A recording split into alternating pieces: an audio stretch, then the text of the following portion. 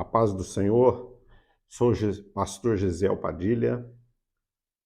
Estamos agora no próximo domingo, dia 11 de junho, estudando mais um assunto da escola dominical. E este vídeo estamos fazendo especialmente para os professores da escola dominical. O assunto que nós vamos estudar no próximo domingo fala da história de Ananias e Safira. O que nós temos nessa história é que a igreja primitiva, ela foi inaugurada pelo poder do Espírito Santo. Primeira pregação de Pedro, quase 3.000 pessoas se converteram. A igreja em Jerusalém, ela se uniu num propósito muito forte de comunhão e principalmente na esperança da volta imediata do Senhor Jesus, por causa daquela palavra do anjo. Varões galileus, por que vocês estão olhando para o alto? Esse mesmo Jesus que subiu, vai descer da mesma forma. Então, a igreja estava em comunhão, a igreja estava crescendo. A Bíblia diz que nesse contexto da igreja, eles tinham tudo em comum, até porque naquela época existia muita fome, muito problema de miséria. A classe estava na estratigrafia mais baixa da sociedade. O Império Romano oprimia muito e eles tinham o costume de atender a necessidade dos mais pobres. A Bíblia diz que a igreja primitiva estava todo dia no templo, tinha tudo em comum e eles estavam em comunhão, participavam do pão, permaneciam na doutrina dos apóstolos, que é o ensino dos apóstolos, que está no esboço daquela primeira pregação de Pedro. Mas a Bíblia conta essa história triste de um casal, que provavelmente era um casal idoso, porque não fala aqui dos seus filhos, e este casal, querendo ser aceito no grupo, como acontece muitas vezes, muitos idosos, às vezes os filhos estão longe, moram longe, ou os filhos não dão mais atenção, e eles têm uma carência de afetividade, uma carência de ser aceitos em algum grupo. Querendo ser aceito no grupo, como muitos fazem, e vendo que um certo irmão de nome Barnabé tinha doado a sua propriedade, talvez para serem aceitos no grupo, e por status ou por querer se aparecer, eles também doaram aquela propriedade e trouxeram o dinheiro. Combinaram que iam mentir, que iam falar um valor quando o valor era um valor muito maior que eles tinham vendido. E para nós entendermos a história de Ananias e Safira, nós temos que conhecer bem o contexto da igreja primitiva. A igreja primitiva, ela não era uma igreja perfeita, era uma igreja muito problemática. Os gentios que se convertiam, gregos que se convertiam, eles eram tratados como crentes de segunda categoria e até para receber ajuda, eles eram tratados como pessoas necessitadas de segunda categoria. E ela era uma igreja fortemente influenciada pela cultura judaica, pela religião judaica. E essa não era a igreja do coração de Deus. A igreja do coração de Deus é depois que o templo é destruído e ela é desvinculada da cultura judaica. E ela se espalha por outros países, e aí ela se torna a igreja que Paulo escreve lá em Gálatas: estais, pois, livres na liberdade com que Cristo vos libertou, e não vos colocais de novo sobre o jugo de servidão dos rituais judaicos e do legalismo judaico e dos mandamentos de homens. Porque quem aceita a fé, aceita Cristo e volta para essas coisas, estão retrocedendo na fé e caídos da graça de Deus, Paulo afirma. Então, o evangelho inicial ali, a igreja primitiva ainda não é a igreja do coração de Deus. Muitos acham que a igreja primitiva foi a igreja melhor do mundo, mas se você estuda o contexto, você vê que é uma igreja que ela não é aceita pelos religiosos, pelos judeus, e por isso ela sofre também, ela é perseguida. Mas enquanto não é perseguida, a igreja primitiva ela se acomoda, ela fica 14 anos sem sair para fora, com algumas exceções. Filipe foi pregar em Samaria, mas isso não foi bem visto a princípio pelos apóstolos, e Filipe era um diácono, mas já tinha essa visão. Então, só depois da pregação radical, revolucionária de Estevão, que ele ataca o judaísmo, é que a perseguição aumenta. E Tiago é degolado, alguns são presos, e aí vai começar a perseguição. Mas a perseguição vai provocar a evangelização. Por quê?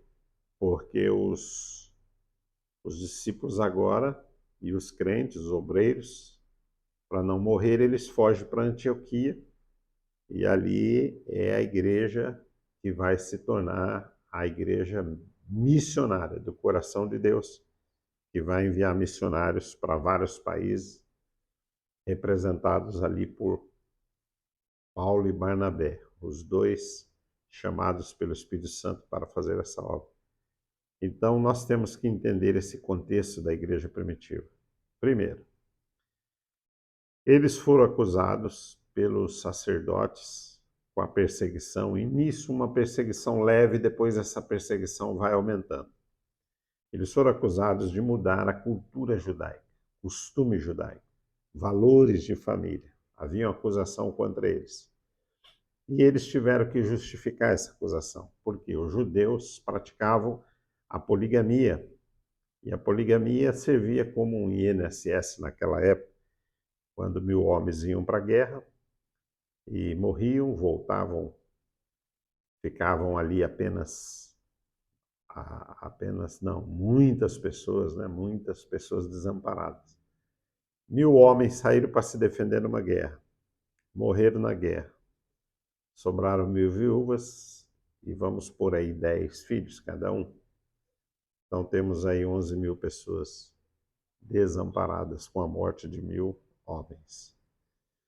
Então, um homem casado que já tinha esposa e tinha uma condição financeira melhor, ele podia pegar uma daquelas mulheres, mas também tinha que sustentar os 10 filhos dela. Ele podia pegar uma viúva daquela. Então, a poligamia, na verdade, ela ajudava o governo de Israel, né? Porque o governo de Israel não tinha condição financeira, não existia INSS. E agora a igreja primitiva implanta radicalmente a monogamia. Por que a igreja primitiva implanta a monogamia? Porque Jesus ensinou lá em Lucas que no princípio não foi assim, que Deus fez uma mulher para Adão. Então Jesus ele enaltece a monogamia. Então, a partir de agora, os discípulos vão implantar na igreja primitiva a monogamia. E para fazer isso, eles são acusados de mudar a cultura e os costumes dos judeus e trazer um prejuízo para o governo de Israel. Essa é uma das acusações graves, além de pregar que Jesus era Deus ressuscitado, e isso era uma afronta para o judaísmo. A outra acusação que incomodava também os judeus era que essa nova igreja, essa nova seita para eles, estava até mudando valores. Então, você não vai perceber explicitamente, mas implicitamente você vai perceber que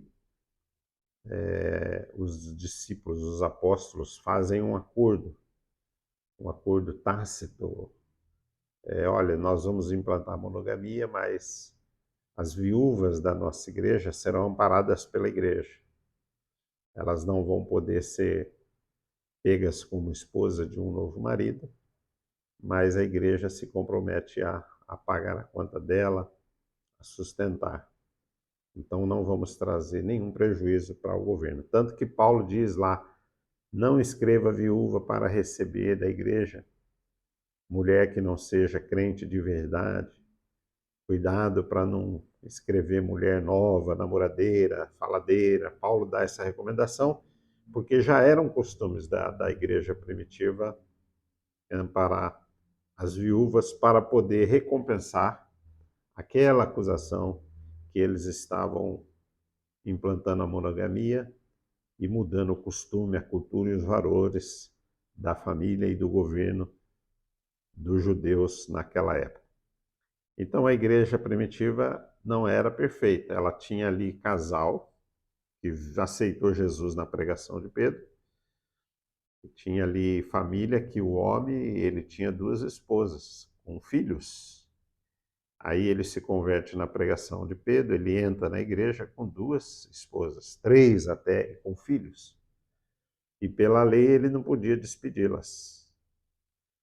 Então você tinha na igreja primitiva muitos problemas. Casais que praticavam monogamia, mas os que vieram do Antigo Testamento com esse costume. A igreja agora estava passando por um período de transição, e toda transição você não pode radicalmente mudar, até que pela lei do país, Pedro, que era o pastor da igreja, ele não podia chegar para um casal e falar, expulsa a sua segunda mulher, fica só com a primeira, que você casou, e expulsa os seus filhos da segunda de casa também.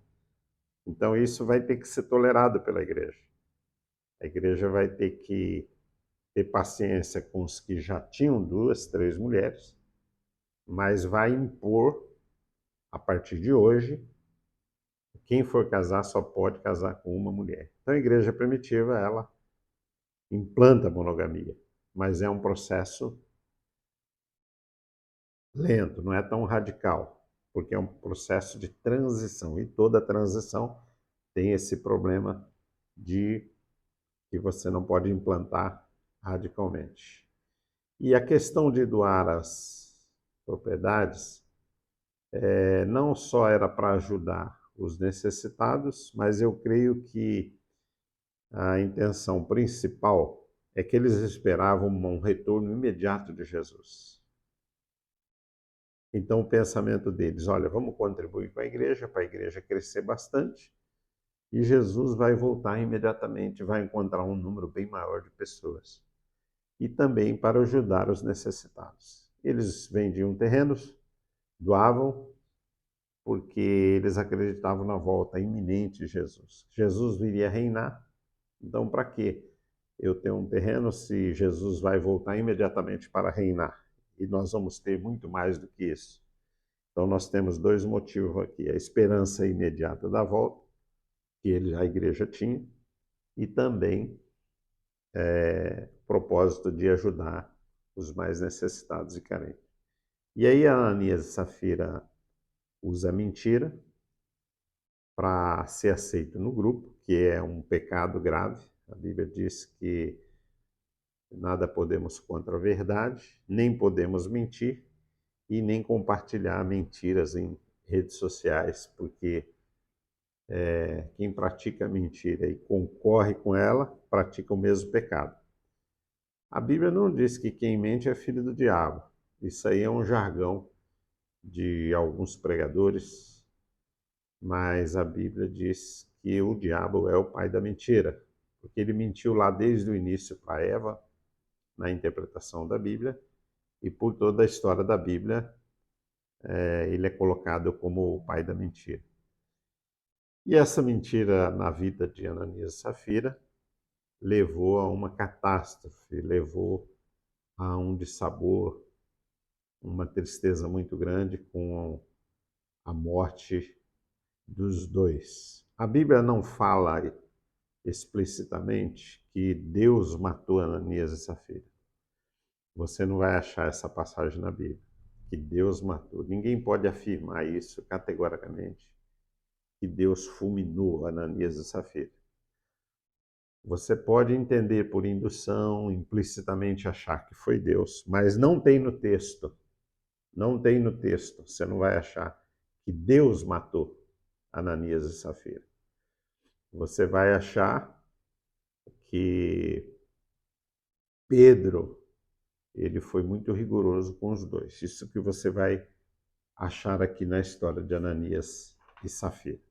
Então, o que mais temos na história de Ananias e Safira? Que eles entregam ali o dinheiro de um valor bem menor, são confrontados ali pelo apóstolo Pedro, com muito rigor, e a Bíblia diz que com aquela bronca que Pedro deu, aquela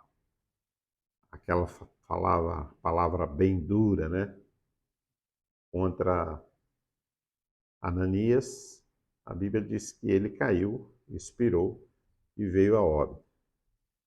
Então nós temos aqui esse fato, porém não podemos pegar esse fato porque a igreja aqui está em transição. Isso não significa que é uma doutrina, que a partir de agora, na igreja primitiva, quem mentir, quem fizer isso, fizer aquilo, Deus vai fulminar.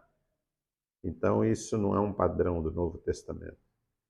Jesus disse: o Filho do Homem não veio para destruir, não veio para matar, veio para salvar.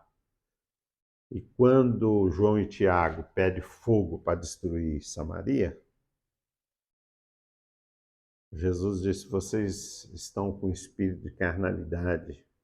Esse não é o espírito do Novo Testamento. Esse não é o espírito do Evangelho. O nosso espírito é de salvar, de ganhar as pessoas, de perdoar. Então não existe base bíblica para você afirmar que a morte de Ananias e Safira é um padrão que Deus vai implantar a partir de agora, para que os crentes respeitem, tenham temor. Foi, por um lado, o acontecimento pedagógico, sim, trazendo um temor para a igreja, mas a Bíblia não diz que Deus matou Ananias e Safira. Há até uma especulação, porque aqui é uma aula para professores, né? É uma especulação que ele tenha morrido do coração. Multidão muito grande, ele não imaginava que Deus revelaria para Pedro a sua mentira, então ele pode ter tido ali um infarto fulminante. Eu não estou afirmando, mas existe essa teoria. E pela idade também, a sua mulher logo depois vem e recebe a mesma sentença, e acontece a mesma coisa com ela.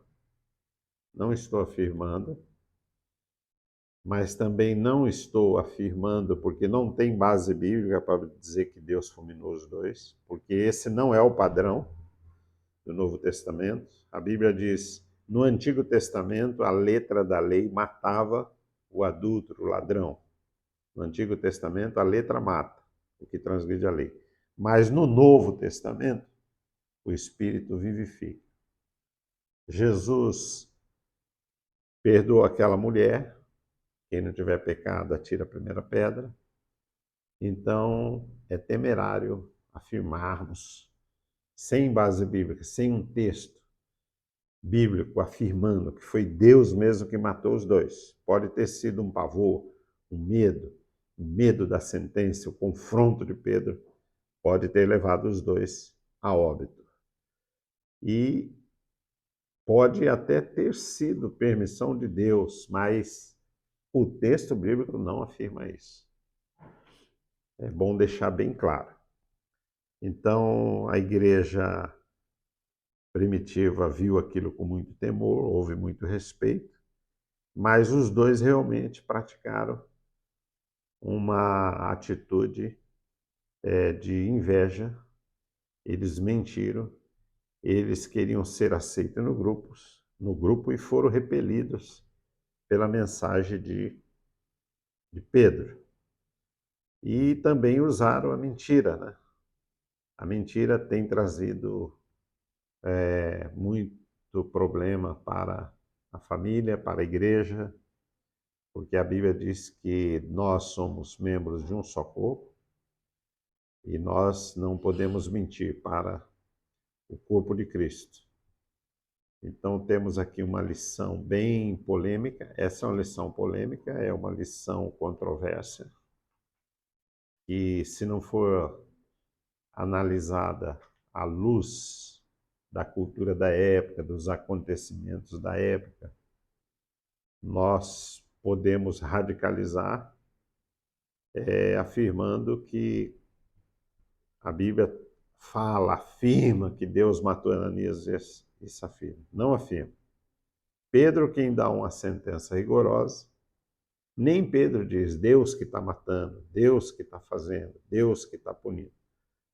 Não, a Bíblia diz lá, até no Antigo Testamento, que Deus não tem pressa em castigar os pecadores, que Ele é misericordioso, compassivo, longânimo, e o seu amor é grande como o céu está longe da terra, e Ele afasta de nós as nossas transgressões, como o Oriente está longe do Ocidente, e como um pai se compadece de seus filhos, o Senhor se compadece de nós. Então nós podemos proteger a nossa família, nos livrando da mentira.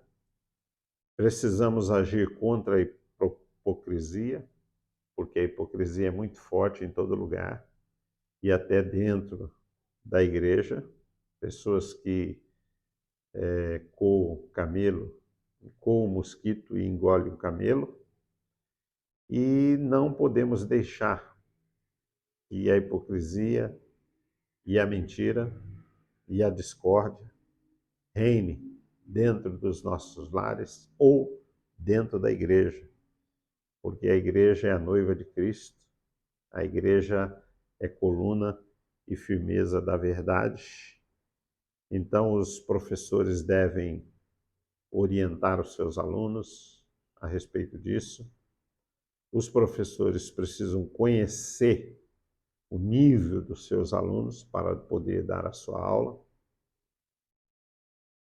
É importante que o professor conheça bem o nível de conhecimento dos seus alunos.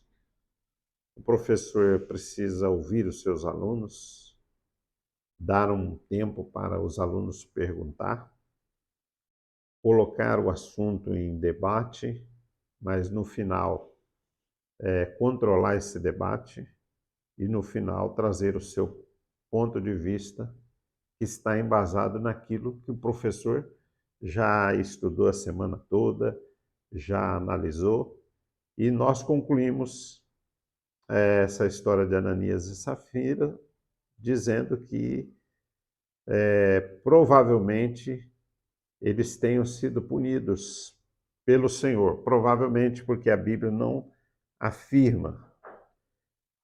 A punição foi instantânea, por causa da prática da mentira, da hipocrisia, de querer ser aceito no grupo.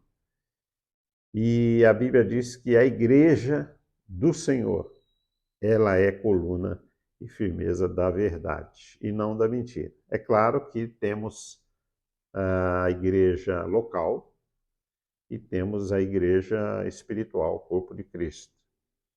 A igreja local, ela tem diáconos, presbíteros. A igreja espiritual, noiva do Cordeiro, não. Ela só tem um sumo pastor, que é Cristo, cabeça da igreja.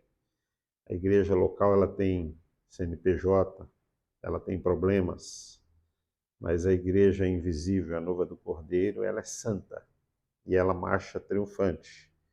A igreja local tem 4 paredes, tem um púlpito, tem um microfone, mas a igreja espiritual, ela é estrutura do reino de Deus e ela é poderosa no poder de pregar o Evangelho. Então nós temos a Bíblia falando sempre da igreja local e da igreja espiritual. Aqui na história de Ananias e Safira, está falando da igreja local que tem problemas que precisam ser solucionadas. E essa igreja primitiva, ela não é perfeita, porque a Bíblia diz: todos estavam no templo todo dia, permaneciam na comunhão, no partir do pão, no ensino dos apóstolos, tudo que tinham eles repartiam com os mais pobres, porém não está dizendo que essa igreja evangelizava fora de Jerusalém. Então essa igreja, ela estava faltando o principal. Por isso veio a perseguição, porque ela se acomodou durante 14 anos e não queria pregar para fora. Ela só vai pregar para fora com a prisão, morte, açoites. 14 anos depois é que eles são expulsos, escorraçados, precisam fazer culto escondido.